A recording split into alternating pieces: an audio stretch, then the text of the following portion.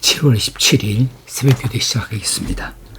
오늘의 본문 말씀은 히브리서 8장 9절에서 13절까지 말씀입니다. 또 주께서 이르시기를 이 언약은 내가 그들의 열조의 손을 잡고 애굽 땅에서 인도하여 내던 날에 그들과 맺은 언약과 같지 아니하도다. 그들은 내 언약 안에 머물러 있지 아니하므로 내가 그들을 돌보지 아니하였노라. 또 주께서 이르시되 그날 후에 내가 이스라엘 집과 맺을 언약은 이것이니 내 법을 그들의 생각에 두고 그들의 마음에 이것을 기록하리라. 나는 그들에게 하나님이 되고 그들은 내게 백성이 되리라.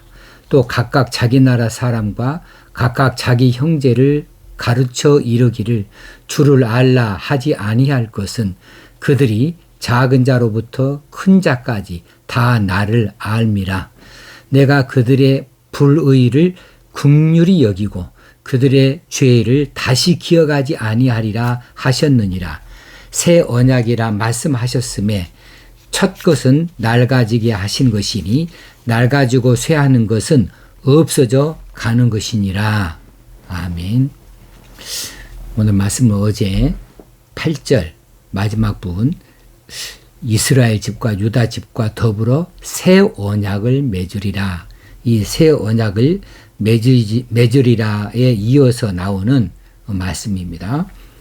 그래서 9절 처음에 이 언약은 내가 그들의 열조의 손을 잡고 애굽 땅에서 인도하여 내던 날에 그들과 맺은 언약과 같지 아니하도다. 이 언약은 옛 언약, 새 언약이죠. 이 새 언약은 예전에 출애굽하고 나서 하나님께서 이스라엘 백성들과 맺었던 그 언약, 옛 언약과 같지 아니하다고 분명하게 말씀해 주십니다. 그 같지 아니한 것은 그 내용은 이제 10절에서 13절까지 말씀이 되어집니다. 옛 언약의 파기자는 바로 이스라엘입니다. 이스라엘 하나님께 불순종함으로 이 행위 언약에서 떨어져 나갔어요. 그러므로 하나님께서 19절 마지막에 그들은 내 언약 안에 머물러 있지 아니하므로 내가 그들을 돌보지 아니하였노라. 이 행위 언약에 따라서 그들이 거기 불순종함으로 지켜내지 못함으로 하나님께서 그들을 돌보지 아니하셨다고 분명히 말씀을 합니다. 그러나 하나님께서 그것으로 끝나는 것이 아니고 이제 돌이켜서 옛 언약보다도 더 좋은 언약을 주심으로 이스라엘을 향하신 하나님의 사랑을 다시 한번 나타내 보여주고 계십니다. 이 새 언약은 이제 옛 언약보다 훨씬 더 좋은 언약으로, 더 나은 언약으로 이스라엘 앞에 놓여지게 된 것이지요. 그래서 마지막 13절 말씀에 새 언약이란 말씀하셨음에 첫 것은 낡아지게 하신 것이니 이 첫 것은 옛 언약이죠. 이것은 낡아지고 쇠하는 것은 없어져 가는 것이니라. 그것은 다 이제 소멸되어지고 새 언약만 남게 되어지는 것을 말씀해 두셨습니다. 이제 새 언약이 맺어지게 됐는데 10절에 보니까 또 주께서 이르시되 그날 후에 내가 이스라엘 집과 맺을 언약은 이것이니 했어요. 그날 후에는 무엇일까? 그날은 그리스도께서 이 땅에 오셔서 새 언약을 체결하는 바로 그 시점을 가리키고 있습니다. 그래서 이 시점에 따라서 내가 이스라엘 집과 맺을 언약이 이것이다. 그것이 적용되어질 것에 대해서 말씀해 주고 계십니다. 이것이니 해도 이것은 무엇이냐 하면 내 법을 그들의 생각에 두고 그들의 마음에 이것을 기록하리라 그랬어요. 하나님의 법, 하나님의 새 언약의 법을 그들의 생각에 두고 마음에 그것을 기록하신다. 이것이 새 언약의 성격이죠. 이것은 옛 언약의 성격과는 다른 양태를 띠고 있습니다. 하나님께서는 자신의 법을 새 언약 관계에 들어갈 그 백성들, 그 사람들의 생각에 두었다. 여기 생각은 디아노이아라고 하는 헬라어를 쓰는데요. 이거 문자적으로 이 디아노이아라는 말은 사고와 숙고의 행위나 능력을 뜻하고 있습니다. 그러니까 우리가 머릿속으로 뭘 생각한다, 사고한다, 또 깊이 그것을 마음에 새겨두고 생각을 한다, 이게 숙고한다, 반복적으로 깊이 있게 생각을 한다 할 때 그런 행위이든지 거기에 따라서 나타나는 능력을 이제 디아노이아라고 해서 생각이라 이렇게 말하고 있습니다. 거기에다가 두고 하나님께서 새 언약의 법을 새 언약 관계에 들어갈 그 백성들의 생각에다가 사고에다가 거기다 두고 마음에 새긴다. 마음에 이것을 기록하리라 그랬어요. 이제 마음은 카르디아라고 하는데 이건 지정의를 모두 가리키는 것을 말합니다. 인간은 지정의를 가지고 있지요. 그래서 이 머릿속으로 생각하는 이 사고나 숙고를 넘어서서 이제 정적이고 의지적인 것을 다 함께 갖는 것을 말해요. 그 마음판에다가 기록하리라 그랬어요. 자, 옛 언약은 이스라엘 백성들에게 주어진 옛 언약의 이 율법이라고 하는 것은 하나님께서 모세를 시내산에 불러 들이시고 돌판에다가 친히 새겨주셨죠. 돌판에다 새겨주었습니다. 마음판에 새긴 것이 아니었어요. 율법은 하나님이 돌판에다가 친히 새겨주시었습니다. 그래서 돌비라고 하죠. 돌에다가 새겨놨기 때문에 돌비에 새겨진 것, 이것을 이스라엘 백성들이 그것을 읽도록 했고, 이 돌비, 십계명 이 돌판은 언약궤 안에다가 보존해서 이스라엘 백성들이 계속해서 광야를 지날 때에 이것을 다 메고 다니도록 했습니다. 그래서 이 돌비에 새겨진 율법 십계명판이 이스라엘 백성들의 한 복판에 이제 자리 잡아서 그 백성들의 그 규범이 되어졌고 법이 되어졌지요. 그래서 이스라엘 백성들은 이 돌비에 새겨진 것을 읽었어요. 그런데 새 언약은 돌에다 새긴 것이 아니라는 거죠. 이것은 사람의 마음에다 새긴 겁니다.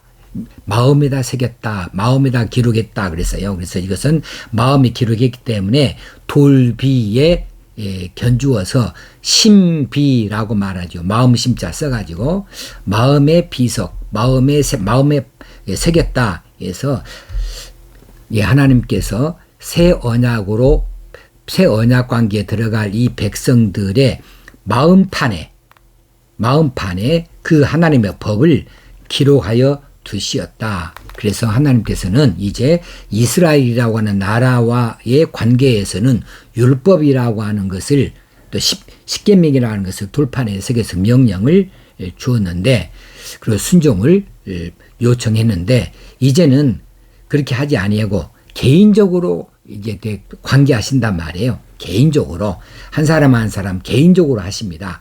그래서 예수 그리스도 십자가 사건 이후에 성령님께서 개인 한 사람 한 사람의 마음에 들어오셔서 예수가 그리스도인 것을 믿게 하신 것이지요.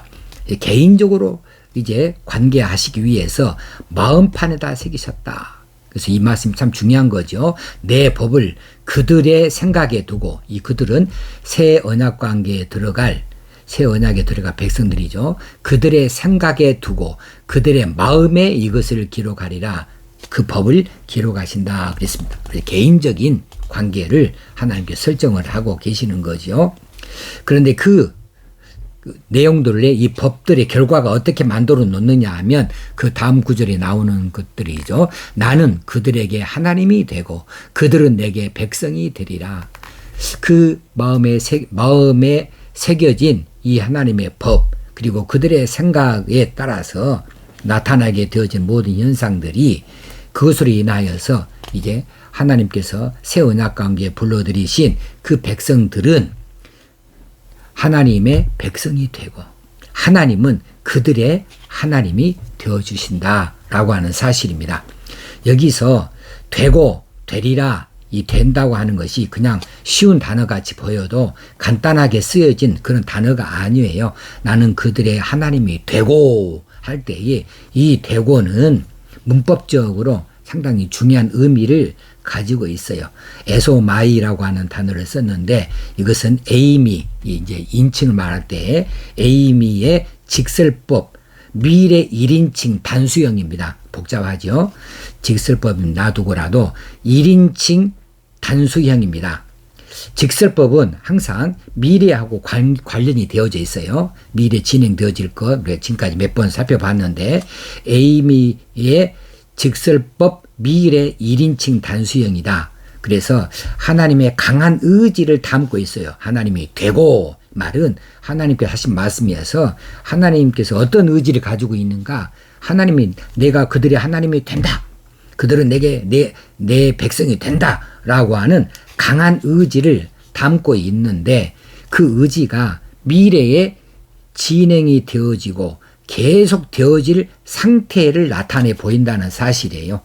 이 하나님의 백성이 되어지고 또 하나님이 그들의 하나님이 되어지시는 것에 대하여 미래에 진행되어지고 계속되어질 상태, 그 상태까지를 나타내 보여주고 있으니 이 되고가 상당히 의미 있는 단어이죠.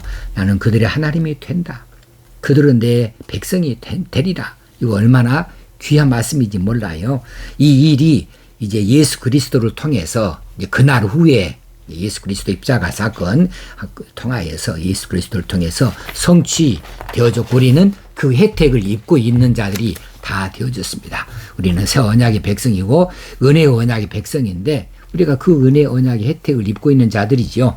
예수 그리스도를 우리가 구주로 섬기게 되어지고 하나님의 법을 알게 되어지고 하나님 나라를 알게 되어졌으니 하나님이 우리 하나님 되어주셨고 또 나는 나는 하나님의 백성이 되어진 사실이 얼마나 귀한 사실입니까? 내 11절에 보니까 내게 백성이 되리라 한 다음에 또 각각 자기 나라 사람과 각각 자기 형제를 가르쳐 이르기를 주를 알라 하지 아니할 것은 그들이 작은 자로부터 큰 자까지 다 나를 알미라.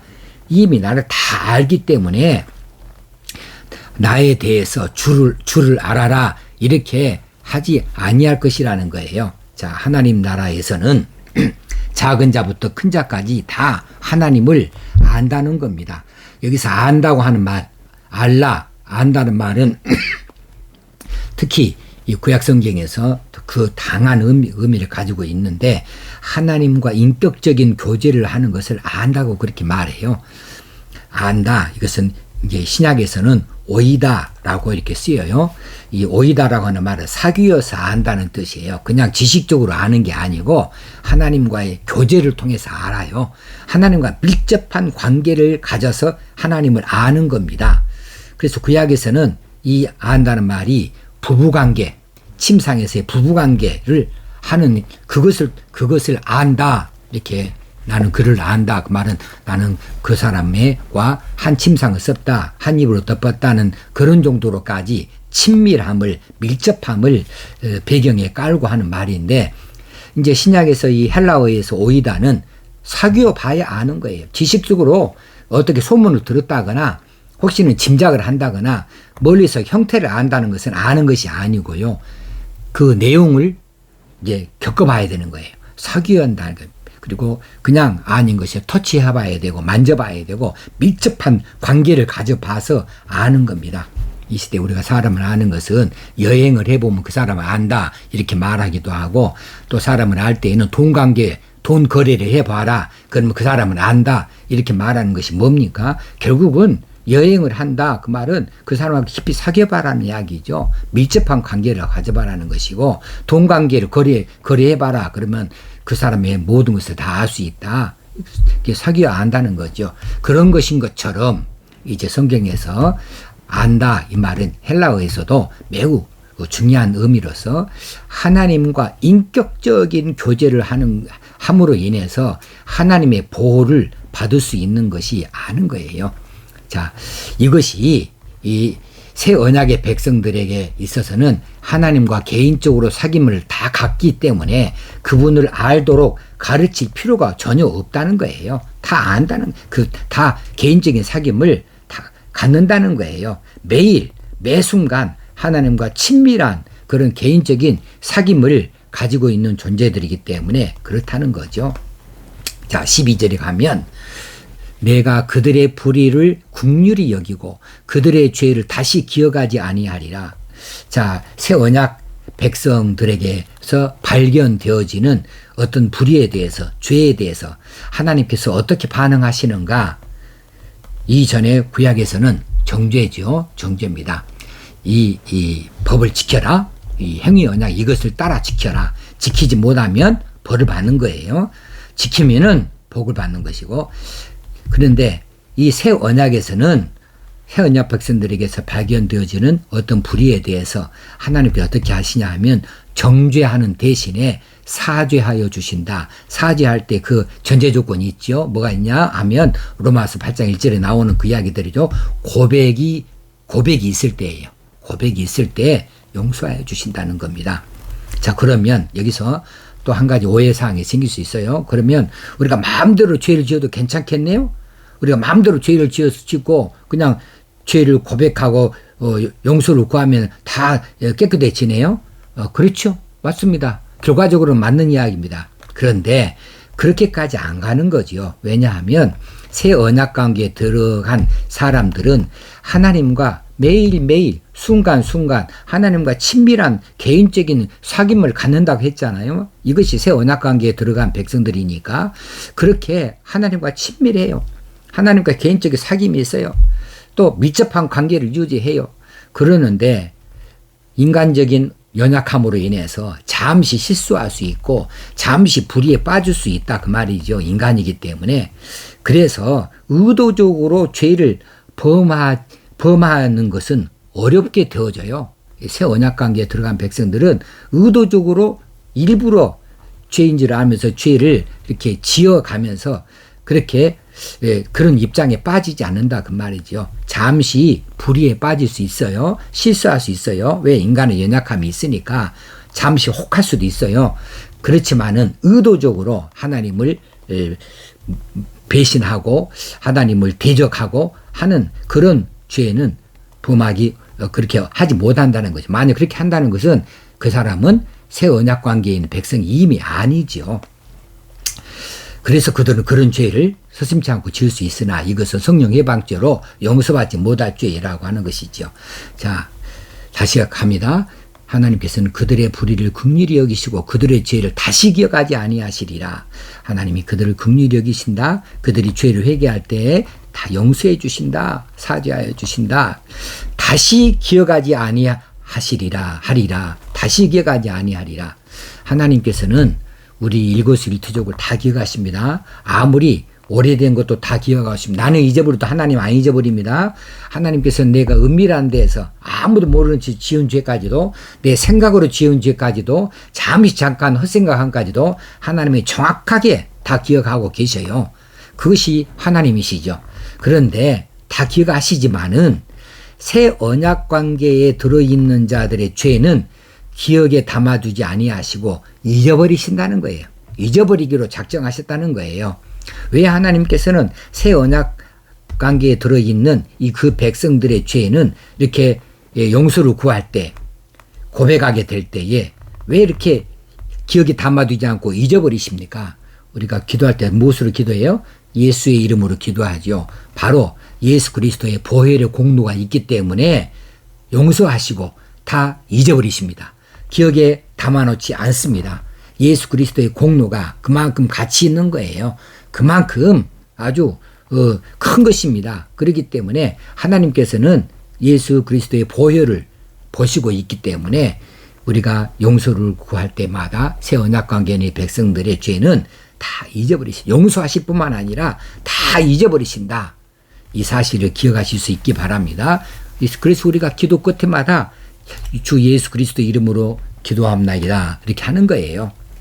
오늘도 이 말씀을 쫓아서 첫 것은 낡아지게 된 것이고 낡아지고 쇠하는 것은 없어져 가는 것이니까 구약의 율법의 어떤 그 행위 언약에 우리가 다 하지 못하였던 것들을 이제 하나님께서 대신 다 이루시고 예수 그리스도를 통하여서 다 이루시고 또 우리에게 믿기만 하면 이제 구원에 이르도록 하신 이 은혜를 베풀어 주셨으니 은혜 언약의 백성이 되게 하셨으니 우리 이 사실을 기억하고는 또 감사하는 하루로 이 믿음을 더 견고히 세워 가십시다. 기도하겠습니다. 하나님 아버지, 오늘 또 이처럼 귀한 말씀을 허락하여 주신 것을 감사합니다. 더 굳센 믿음으로 나아갈 수 있게 하여 주옵소서. 우리 하나님의 놀라우신 사랑과 은혜를 더 많이 깨닫고 이것을 높이며 감사하는 삶이 계속 나타나게 하여 주옵소서. 오늘도 성령께서 우리를 지키시길 원하옵고 예수님의 이름으로 기도합나이다. 아멘. 내일은 주일입니다. 이제 여러 가지 이 코로나 확장되어지고 있는 4차 대유행이 있지만 이 광주 지역은 아직 2단계에 머무르고 있습니다. 그래서 교회 좌석수의 50% 이제 채울 수 있습니다. 오셔서 함께 예배 드릴 수 있게 됐습니다. 그런데 오실 때 개인적인 규칙들은 다 잘 지킬 수 있어야겠습니다. 방역 규칙을 잘 따라서 지키면서 우리가 하나님께 감사 예배를 드릴 수 있게 되어지길 바랍니다. 내일 뵙겠습니다. 감사합니다.